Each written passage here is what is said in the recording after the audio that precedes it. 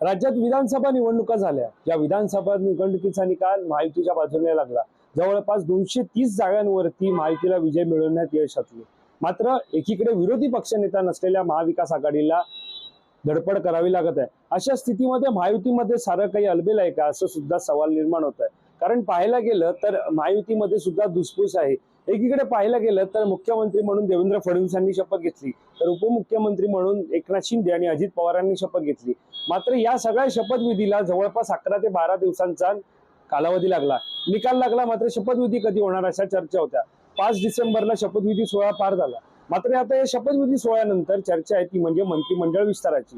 एकंदरीत उपमुख्यमंत्री अजित पवार यांनी आज दिल्लीतून घोषणा केली, त्यानुसार 14 डिसेंबर रोजी मंत्रिमंडळाचा विस्तार होण्याची शक्यता आहे। मात्र एकीकडे ही शक्यता जरी वर्तवली असली तरी या मंत्रिमंडळामध्ये नेमकं कोणाला स्थान मिळणार याचा निर्णय दिल्लीत होणार आहे।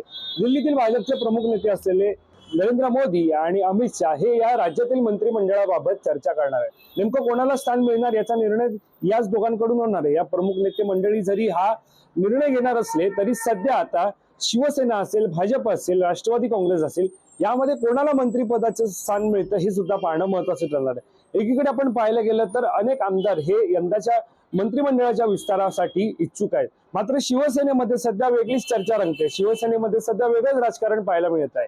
एकीकडे पाहायला गेलं तर जेव्हा 2022 मध्ये महायुतीचं सरकार राज्यामध्ये आलं त्यावेळेला राज्यातील मुख्यमंत्री असलेल्या एकनाथ शिंदे यांनी अनेकांना शिवसेनेतील आमदारांना शपथ दिली। मात्र आता शपथ दिल्याच्या नंतर जे मंत्री म्हणून त्यांनी शपथ घेतली होती त्यांनी मात्र त्यांच्या काळामध्ये कामच केलं नाही, अशा प्रकारचा आरोप जो आहे तो शिवसेनेच्या आमदारांकडून केला जात आहे। एकंदरीत त्यांच्याकडे गेलं तर काम होत नव्हती, साधारणतः आश्वासनं ही दिली जात होती, मात्र कामाचा पत्ता नव्हता। त्यामुळे एकंदरीत संतप्त या सर्व आमदारांनी पुन्हा एकदा मंत्रिमंडळामध्ये या 6 जणांना स्थान दिलं जाऊ नये अशी मागणी शिवसेनेचे प्रमुख असलेल्या एकनाथ शिंदे यांच्याकडे केलेली आहे। आता हे 6 जण कोण आहेत ते आपण जाणून घेणार आहोत। सर्वप्रथम आपण पाहतोय माजी मंत्री तानाजी सावंत, दीपक केसरकर, अब्दुल सत्तार, दादा भुसे, गुलाबराव पाटील आणि संजय राठोड यांना पुन्हा मंत्रिपदाची संधी मिळू नये अशा प्रकारचा दावा या आमदारांनीच केला आहे। एकीकडे आमदार जरी म्हणत असले शिवसेनेचे या 6 जणांना मंत्रिपदाची शपथ दिली जाऊ नये, मात्र असं असलं तरी एकनाथ शिंदे या सगळ्याचा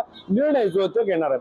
साधारणतः पाहायला गेलं तर राज्यातील संपूर्ण घटनेचा असेल किंवा राज्यातील या संपूर्ण राजकारणाचा निर्णय हा दिल्लीत घेतला जातो। त्यामुळे दिल्लीतील प्रमुख नेत्यांकडून राज्यातील या मंत्रिमंडळाच्या विस्तारामध्ये नेमकं कोणाला स्थान दिलं जातं हे पाहणं महत्त्वाचं ठरणार आहे। याशिवाय शिवसेनेमध्ये जे राजकारण सुरू झालेलं आहे त्यानुसार शिवसेनेमध्ये एकनाथ शिंदे हे कोणाला मंत्रिपदाची संधी देतात हे सुद्धा पाहणं महत्त्वाचं ठरणार आहे। कारण ज्या प्रकारे आमदारांचा एकीकडे सूर आहे की या 6 जणांना मंत्रिपदाची संधी दिली जाऊ नये, मात्र एकनाथ शिंदे नेमकं कोणाला मंत्रिपद देतात हे पाहणं महत्त्वाचं ठरणार आहे। कॅमेरा पर्सन अवधेश कोरीसह मी वैभव पाटील, मुंबई।